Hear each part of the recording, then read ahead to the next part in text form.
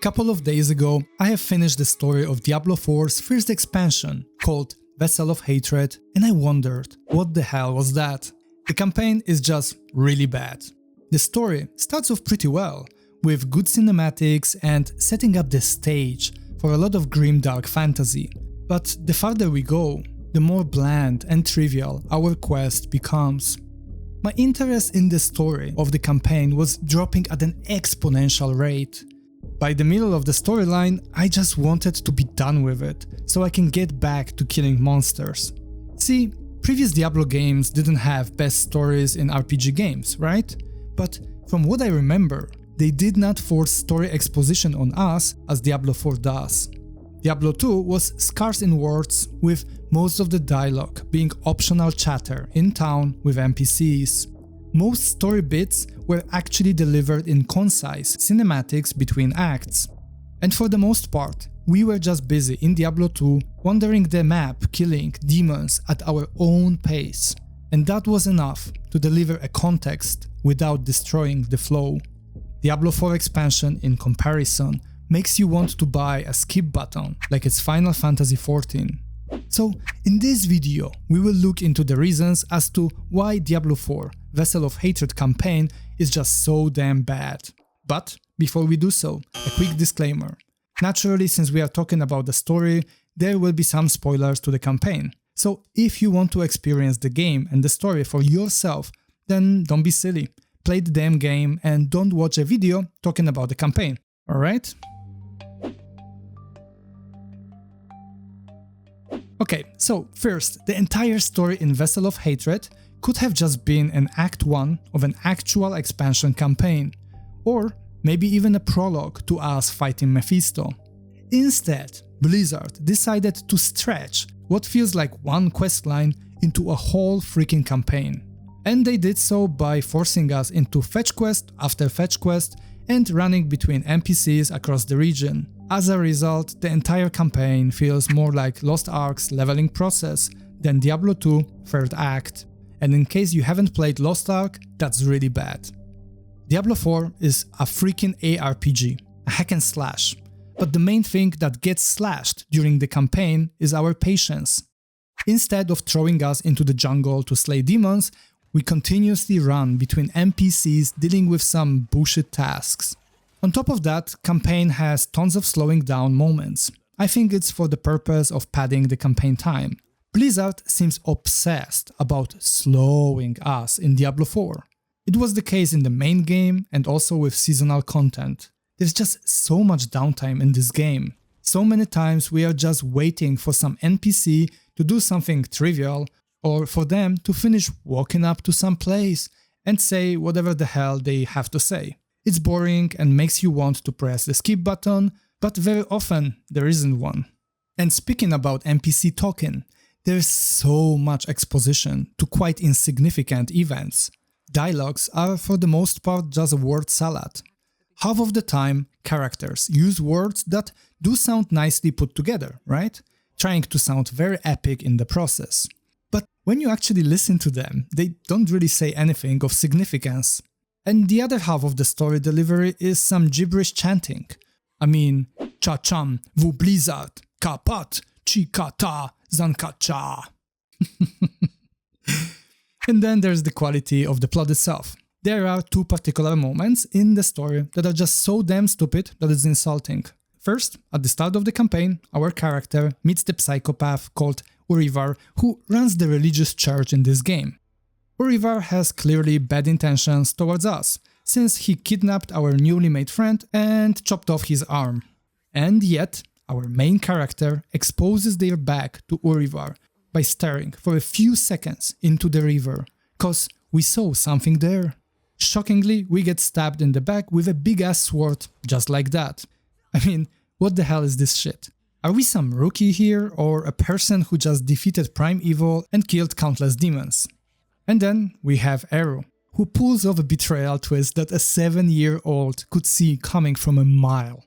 See, Eru joins us on our quest during this expansion. He has continuous doubts and concerns about the sense of our actions and the future of his homeland. And quite frankly, rightfully so.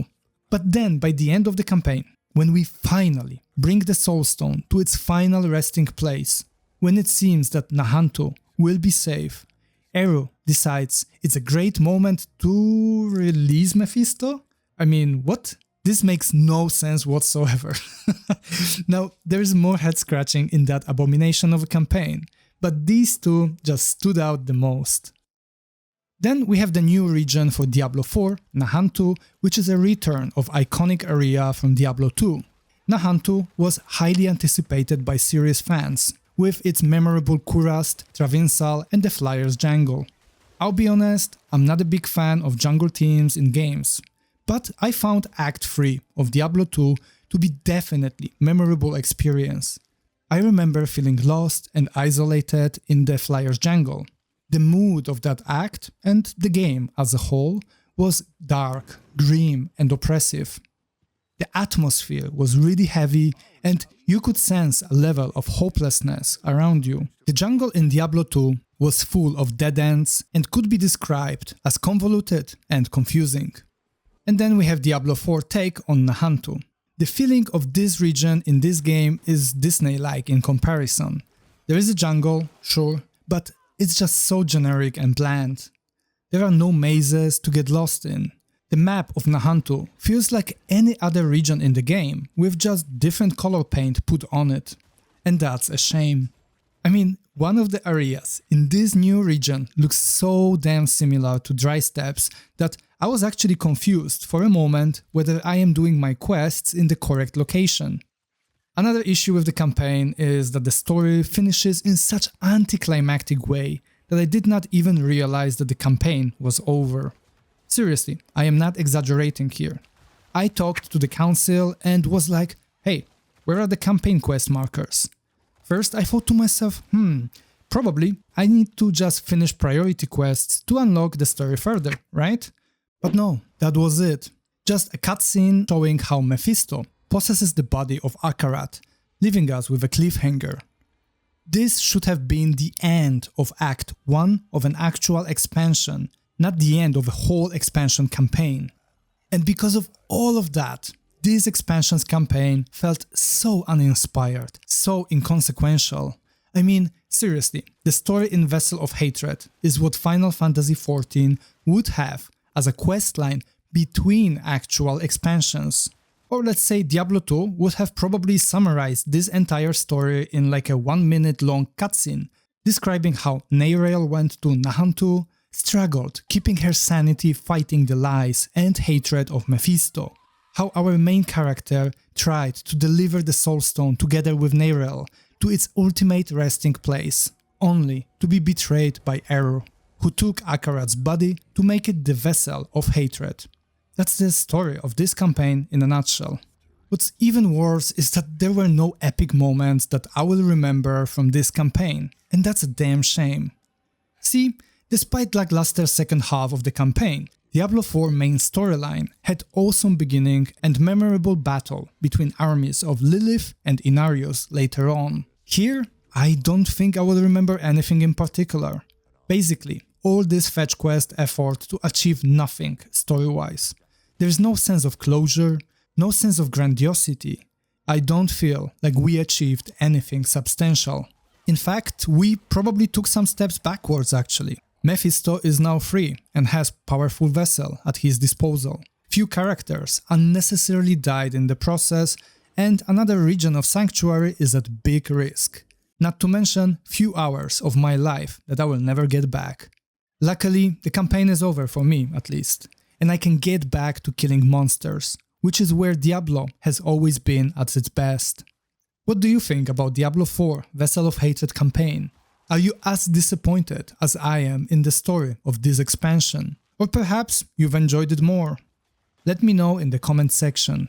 I just started this channel and will release ARPG content on it. So if you enjoyed this video and want to see more content from me in the future, make sure to hit the like button and subscribe to the channel. Anyway, that's all from me in this video. Thanks for your time and I'll see you in the next one.